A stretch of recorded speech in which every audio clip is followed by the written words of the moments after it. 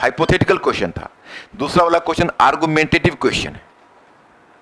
In hypothetical question the question setter is giving some sort of hypothesis to you and you are supposed to, you can say, prove the hypothesis.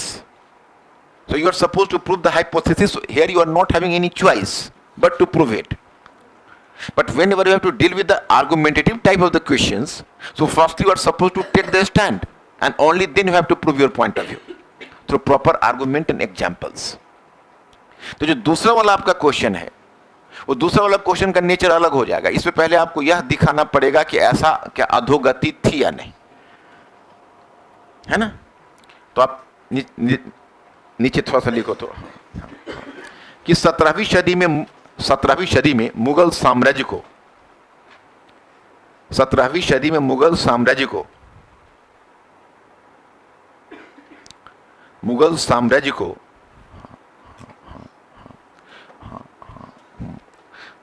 कुछ बड़े संकटों का सामना करना पड़ा।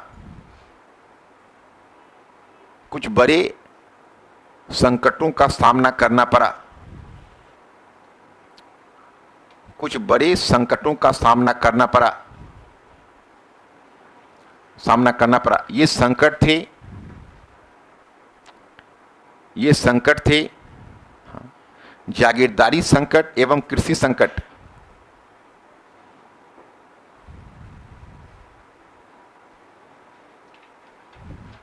जागीरदारी संकट एवं कृषि संकट।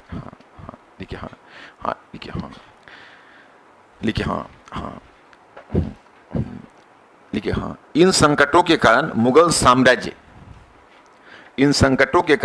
साम्राज्य का आर्थिक ढांचा एवं सैन्य ढांचा कमजोर हुआ। आर्थिक ढांचा एवं सैन्य ढांचा कमजोर हुआ। इस कारण मुगल साम्राज्य के पतन को ही प्रोत्साहन मिला। इस कारण मुगल साम्राज्य के पतन को ही प्रोत्साहन मिला।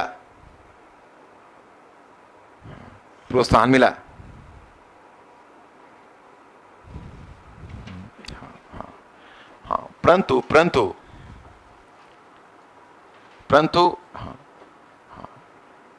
इस प्रकार के संकट के लिए इस प्रकार के संकट के लिए मुगल अर्थव्यवस्था में अधोगति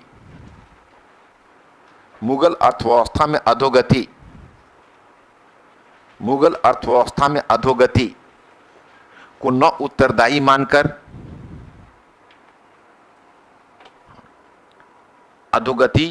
उत्तरदायी मानकर विशिष्ट परिस्थितियों को उत्तरदायी मानने की जरूरत है। विशिष्ट परिस्थितियों को उत्तरदायी मानने की जरूरत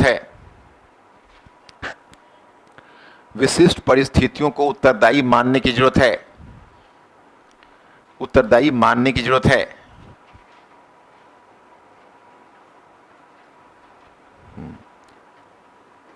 और तुम्हारा थेसिस हो गया ना, थेसिस समझ रहे हो, थेसिस हो गया, पर आप चेंज कीजिए और लिखिए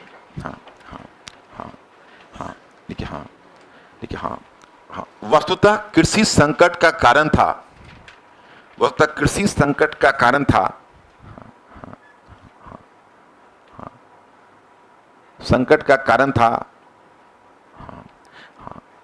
कि राजस्व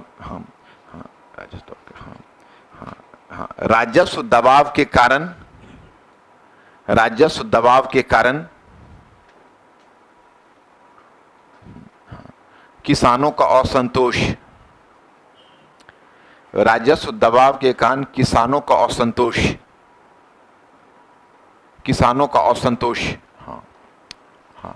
उसी प्रकार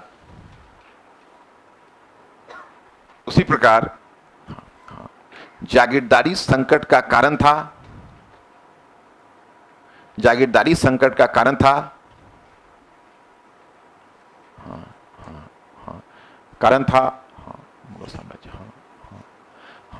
कि मुगल साम्राज्य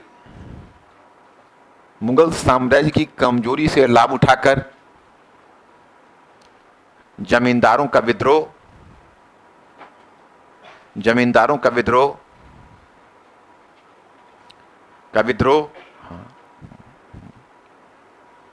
तथा इसके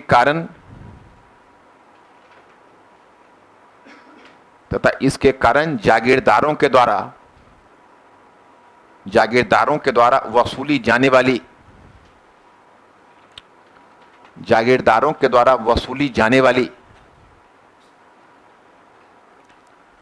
जाने वाली हासिल दामी का कम पड़ जाना, जागीरदारों के द्वारा वसूली जाने वाली हासिल दामी का कम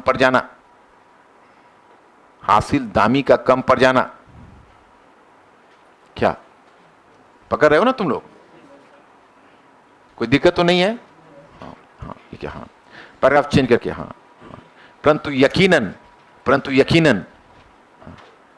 यह हुआ काल था जब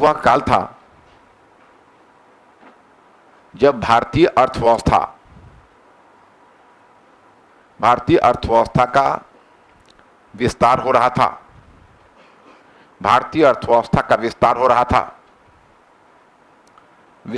था। इसके निम्नलिखित कारण थे।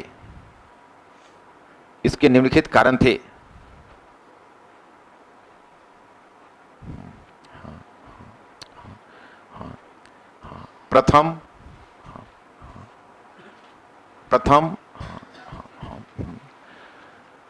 लिखे। यूरोपीय व्यापार के कारण हिंदुस्तान में बड़ी मात्रा में चांदी का आगमन। यूरोपीय व्यापार के कारण हिंदुस्तान में बड़ी मात्रा में चांदी का आगमन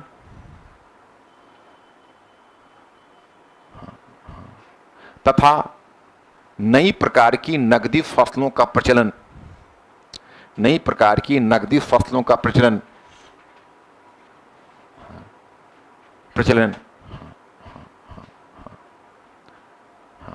यह दूसरी बात है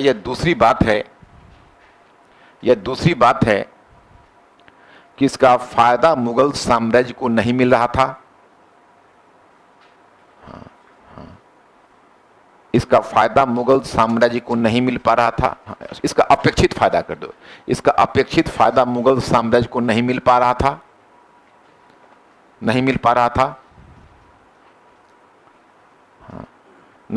था तथा इसका कारण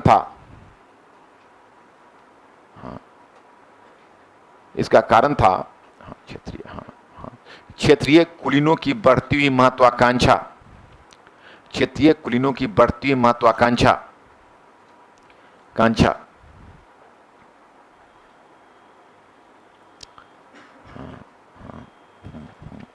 पैराग्राफ चेंज करके यही वजह है कि 17वीं सदी के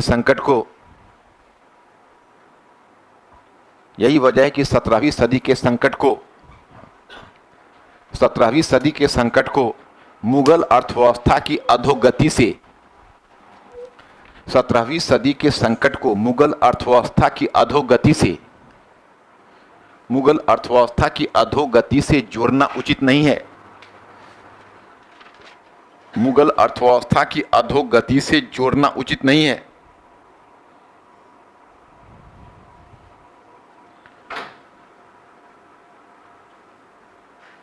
अब देखा आपने क्वेश्चन कैसे इसको ट्विस्ट एंड टर्न करते हैं। एनालिटिकल राइटिंग कैसे होती है, समझ में आ रही है आपको? तुम लोग समझ रहे हो कि नहीं समझ रहे हो? सभी लोग समझ रहे हो? तो क्वेश्चन जब हमारे सामने आते हैं तो क्वेश्चन के डिमांड के अनुसार उत्तर होता है।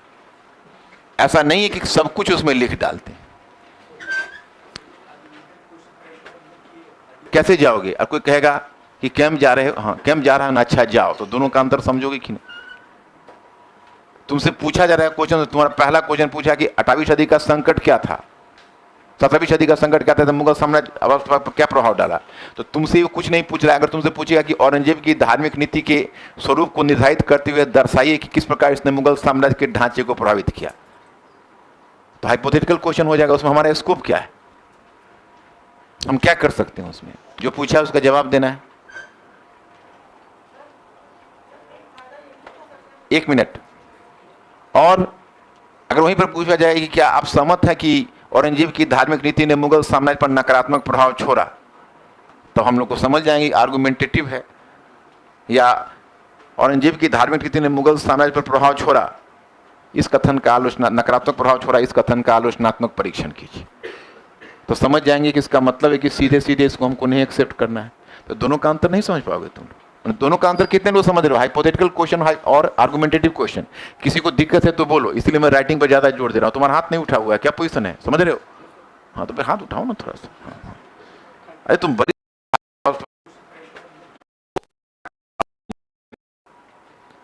नहीं मिल पा रहा था, हाँ, नहीं मिल पा रहा था तथा इसका कारण था, हाँ, इसका कारण था क्षेत्रीय, हाँ हाँ, क्षेत्रीय कुलीनों की बढ़ती हुई महत्वाकांक्षा, क्षेत्रीय कुलीनों की बढ़ती हुई महत्वाकांक्षा कांक्षा,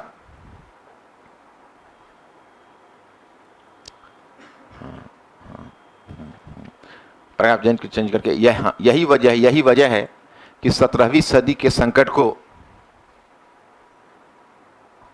यही वजह है कि 17वीं सदी के संकट को, 17वीं सदी के संकट को मुगल अर्थव्यवस्था की अधोगति से, 17वीं सदी के संकट को मुगल अर्थव्यवस्था की अधोगति से, मुगल अर्थव्यवस्था की अधोगति से जोड़ना उचित नहीं है।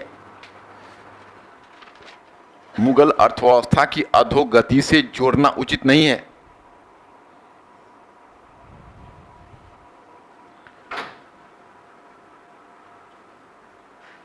अब देखा आपने क्वेश्चन कैसे इसको ट्विस्ट एंड टर्न करते हैं, एनालिटिकल राइटिंग कैसे होती है, समझ में आ रही है आपको?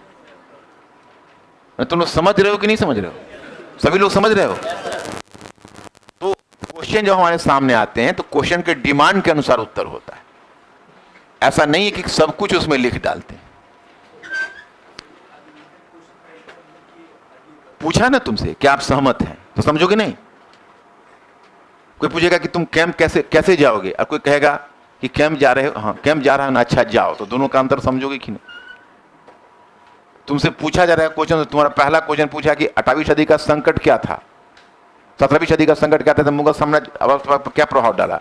तो तुमसे कुछ नहीं पूछ रहा है। अगर तुमसे पूछेगा कि औरंगजेब की धार्मिक नीति के स्वरूप को निर्धारित करते हुए दर्शाइए कि किस प्रकार इसने मुगल साम्राज्य के ढांचे को प्रभावित किया, तो हाइपोथेटिकल क्वेश्चन हो जाएगा। उसमें हमारा स्कोप क्या है, हम क्या कर सकते हैं उसमें? जो पूछा है उसका जवाब देना है। 1 मिनट। और अगर वहीं पर पूछा जाए कि क्या आप सहमत हैं कि औरंगजेब की धार्मिक नीति ने मुगल साम्राज्य पर नकारात्मक प्रभाव छोड़ा, तो हम लोग को समझ जाएंगे आर्गुमेंटेटिव है, या औरंगजेब की धार्मिक नीति ने मुगल साम्राज्य पर प्रभाव छोड़ा, इस कथन का आलोचना, नकारात्मक प्रभाव छोड़ा, इस कथन का आलोचनात्मक परीक्षण कीजिए, तो समझ जाएंगे कि इसका मतलब है कि सीधे सीधे इसको हमको नहीं एक्सेप्ट करना है। तो दोनों का अंतर नहीं समझ पाओगे तुम। दोनों का अंतर कितने लोग समझ रहे हो? हाइपोथेटिकल क्वेश्चन और आर्गुमेंटेटिव क्वेश्चन। किसी को दिक्कत है तो बोलो, इसलिए मैं राइटिंग पर ज्यादा जोर दे रहा हूं। तुम्हारा हाथ नहीं उठा हुआ है, क्या पोजीशन है, समझ रहे हो? हाँ तो फिर हाथ उठाओ ना थोड़ा सा। अरे तुम वरिष्ठ स्टूडेंट होगे, मैं समझ रहा हूं, तुम्हारी वरिष्ठता में बट्टा नहीं लगेगा। शिक्षा के क्षेत्र में अहंकार नहीं रहना चाहिए, बस हम हैं तो फिर हैं। अब आप बताइए आपका क्या क्वेरीज है?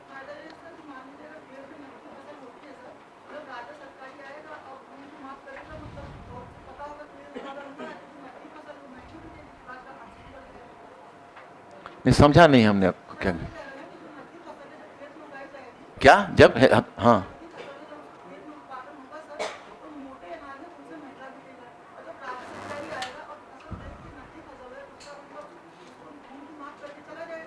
हम्म।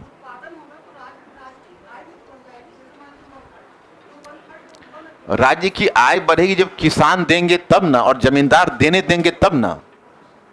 लेकिन वही जो जमींदार है वो क्षेत्रीय स्तर पर विद्रोह कर देंगे तो राजस्व वसूली में फिर परेशानी हो जाएगी ना।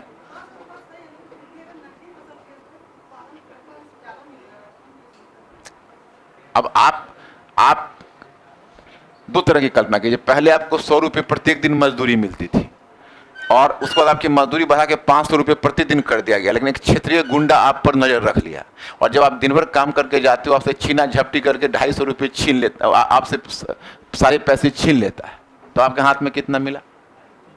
तब क्यों नहीं समझ रहे हो? अब छीन के दिखाना पड़ेगा क्या? तो क्यों नहीं समझ रहे हो? अब इतना क्लियर समझाते हैं, उसके बाद जिनकी तबीयत खराब है जाइए। हाँ, और अब देखो, जैसे तुम्हारा इस बार क्वेश्चन पूछा था, मेरा फर्स्ट पेपर का क्वेश्चन है किसी के पास? जो मैंने फर्स्ट पेपर सेकंड पेपर जो मैंने दिया था उस दिन,